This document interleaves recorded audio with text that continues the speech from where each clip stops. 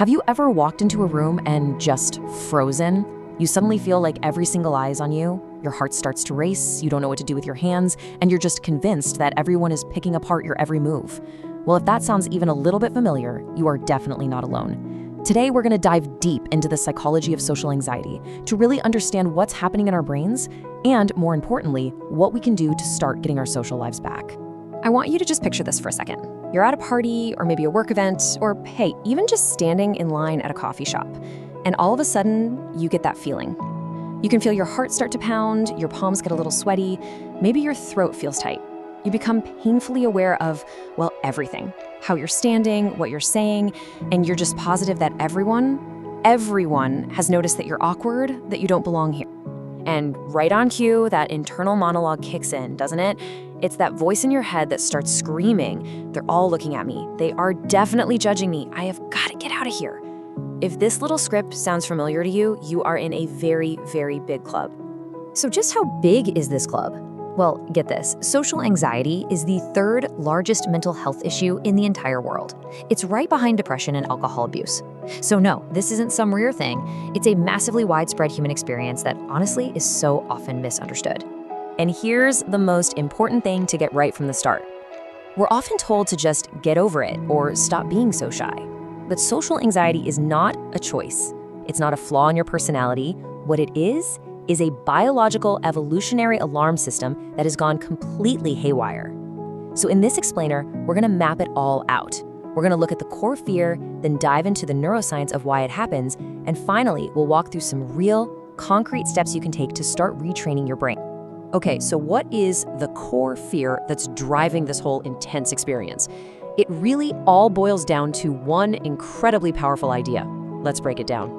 Psychologists call it the fear of negative evaluation, and it gets right to the heart of it. See, people with social anxiety aren't actually afraid of other people. In fact, most of them crave connection more than anything. The real fear is of judgment. It's this deep, nagging belief that you're somehow fundamentally flawed, socially incompetent, and that at any moment you're going to be found out, leading to total humiliation and rejection. And living with this fear, man, it is exhausting. It leads to a life built around avoidance. You turn down party invitations, you stay silent in meetings, you avoid making eye contact, all just to stay safe from that potential judgment. And on the inside, it's a constant, raging storm. You're not just living your life, you're performing, constantly monitoring every word, your posture, your tone, just terrified you're gonna mess up your lines and be exposed as a fraud. So why? Why does our brain react to something as simple as a conversation like it's a life or death situation? Well, to get that, we need to look at the neuroscience. Let's peek under the hood and see what's actually happening inside the brain when that social fear kicks into high gear.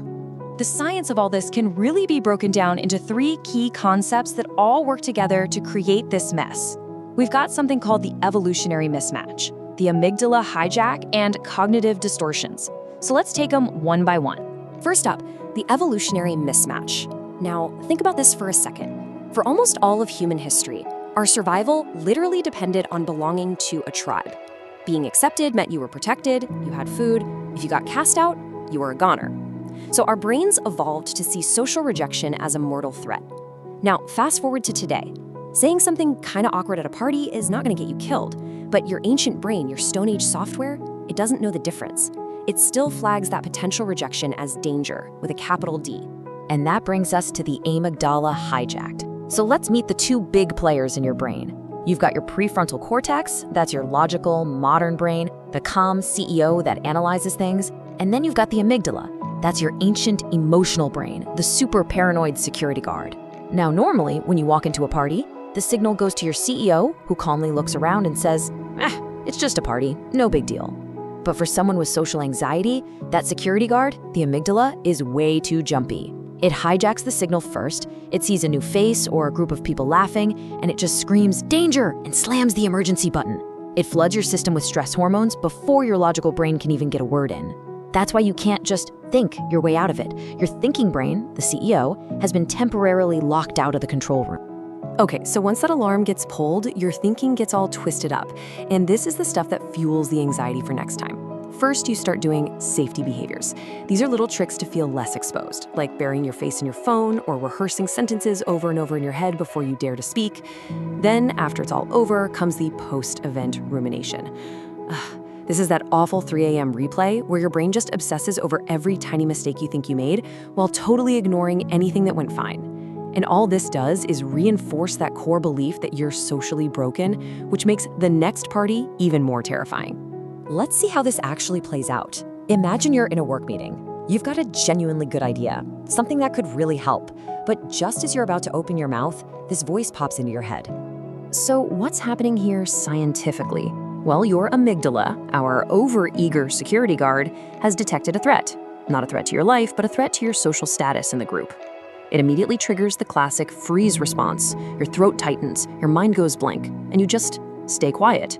And while you get a little hit of relief from dodging the anxiety, later on, you're just left feeling regret, and the cycle gets stronger. All right, here's another classic, the party wallflower. You walk into a party, you immediately feel that wave of anxiety wash over you, and your mission becomes singular. Avoid talking to anyone at all costs. You find a corner, you grab a drink, and you pull out your phone, trying your best to look intensely busy. This is a textbook safety behavior. Your phone is your shield. It sends out a clear, do not approach signal. Now here's the trap. While it gives you temporary relief from the anxiety in that moment, it has a devastating long-term cost. It basically guarantees you won't connect with anyone, which powerfully reinforces your brain's mistaken belief that social situations are in fact incredibly dangerous and should be avoided. You survived the party, sure, but your anxiety just got a little bit stronger. So after all of that doom and gloom, are we just doomed? Are we stuck being hijacked by our Stone Age brains forever?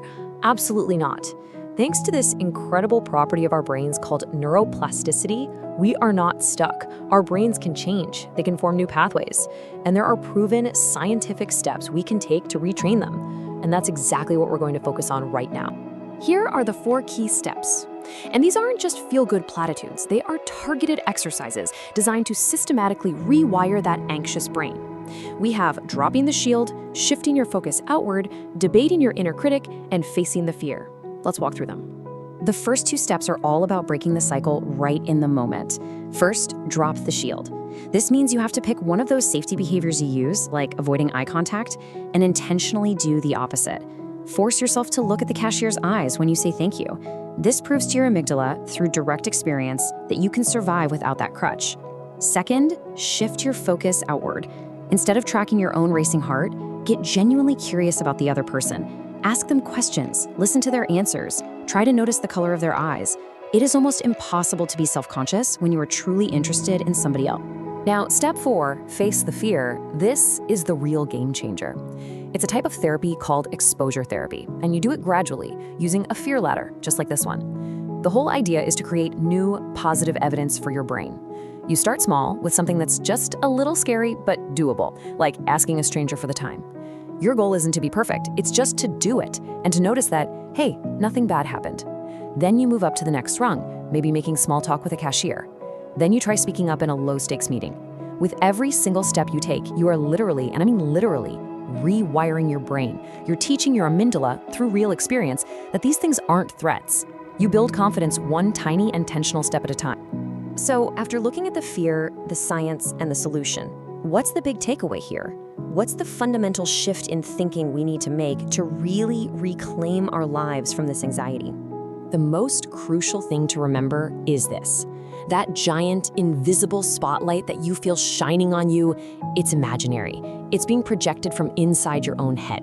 The truth, which is so hard for people with social anxiety to believe, is that most people are not scrutinizing your every move. You know why? Because they're way too busy worrying about their own invisible spotlight. They're the main character in their movie, just like you are in yours.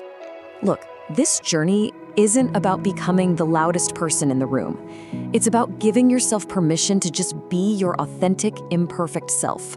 It's about showing up. The world has plenty of performers trying to say their lines perfectly. What it really needs is more genuine connection. And that only happens when we stop trying to be perfect and just let ourselves be seen. You absolutely can retrain that overzealous security guard in your brain. You can learn that the world is a much friendlier, more forgiving place than your anxiety wants you to believe. So I'll leave you with a question to think about. What is one small safety behavior you can challenge this week? Not next month, not someday, this week. Start small and prove to your brain that you are safe.